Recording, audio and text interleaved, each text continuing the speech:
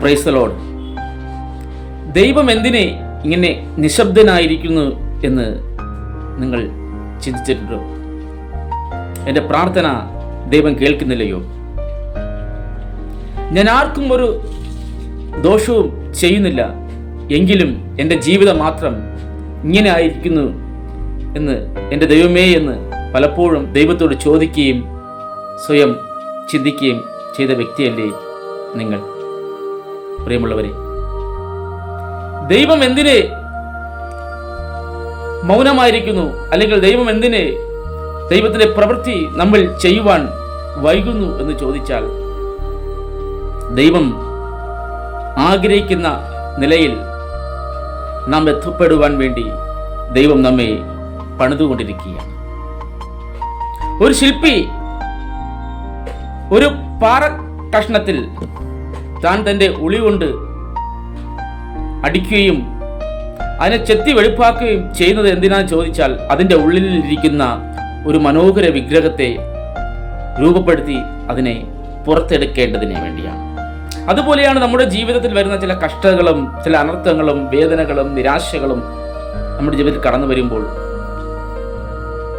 അത് നമ്മെ ഒന്നുകൂടെ ഭാഗപ്പെടുത്തി എടുക്കുവാൻ വേണ്ടി ദൈവത്തിൻ്റെ കരങ്ങളിലെ ഉളിയുടെ പ്രയോഗമാണ് അത്.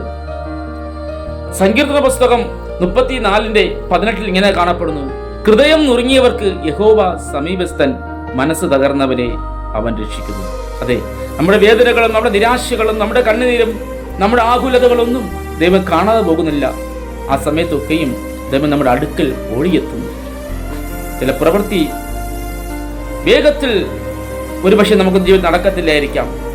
അതിന് കാലതാമസം ഉണ്ടാകുന്നത് അത് ദൈവത്തിൻ്റെ പദ്ധതിയും മാത്രമാണ്. നാം ഒരുപക്ഷെ കരുതുന്നു നാം വിചാരിക്കുന്ന സമയത്ത് കാര്യങ്ങളൊക്കെ നടക്കണമെന്ന്. അത് അങ്ങനെ ഒരിക്കലും നടക്കത്തില്ല. കാരണം ദൈവത്തിന് നമ്മെക്കുറിച്ചൊരു പദ്ധതിയുണ്ട്.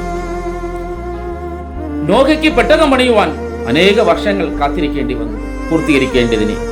അബ്രഹാമിന്റെ ജീവിതത്തെ പരിശോധിച്ച് നോക്കുമ്പോഴും തനിക്ക് ഒരു തലമുറ ലഭിക്കുവാൻ വാർദ്ധക്യം വരെ തനിക്ക് കാത്തിരിക്കേണ്ടത് വന്നു. ഒരു വിത്ത് നമ്മൾ ഭൂമിയിൽ ഇട്ടുകഴിഞ്ഞാൽ അതിനെ മുള പൊട്ടി പുറത്തു വരുവാൻ ആണ് ചില ദിവസങ്ങൾ അതിന് കാത്തിരിക്കേണ്ടി വന്നു. പുറമേ ഒന്നും കാണുവാൻ കഴിയില്ല, പക്ഷെ എൻ്റെ അകത്തളങ്ങളിൽ അതിൻ്റെ ചില പ്രവൃത്തികൾ ആ വിത്ത് ചെയ്തുകൊണ്ടിരിക്കും. ആഴത്തിൽ വേരുപോകുകയും ചില പ്രവൃത്തികൾ ചെയ്ത ശേഷമാണ് അത് പുറത്തേക്ക് വരുന്നത്. അതുപോലെ നമ്മുടെ ജീവിതത്തിലും ദൈവം എന്ത് ചെയ്യുന്നു? ചില പ്രവൃത്തികൾ ചെയ്തു, പക്ഷെ ഒരു പക്ഷേ നമ്മുടെ പുറമേ അത് നമുക്ക് കാണുവാൻ കഴിയില്ല.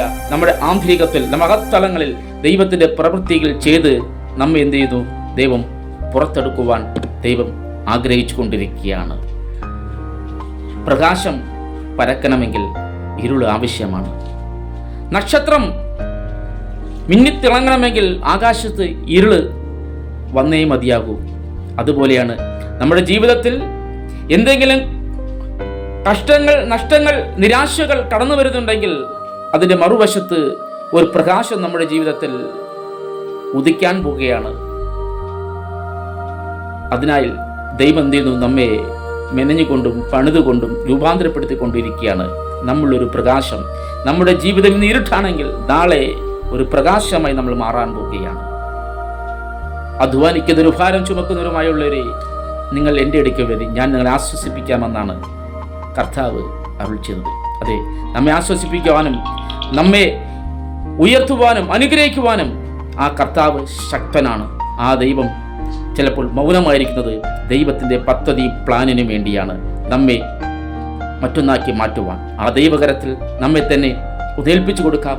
ദൈവം ഏവരെ അനുഗ്രഹിക്കട്ടെ എന്ന പ്രാർത്ഥനയിലൂടെ ഞാൻ ഈ വീഡിയോ നിർത്തുന്നു. ദൈവം ഏവരെ അനുഗ്രഹിക്കട്ടെ. ആമേൻ. God bless you. God bless you. Amen.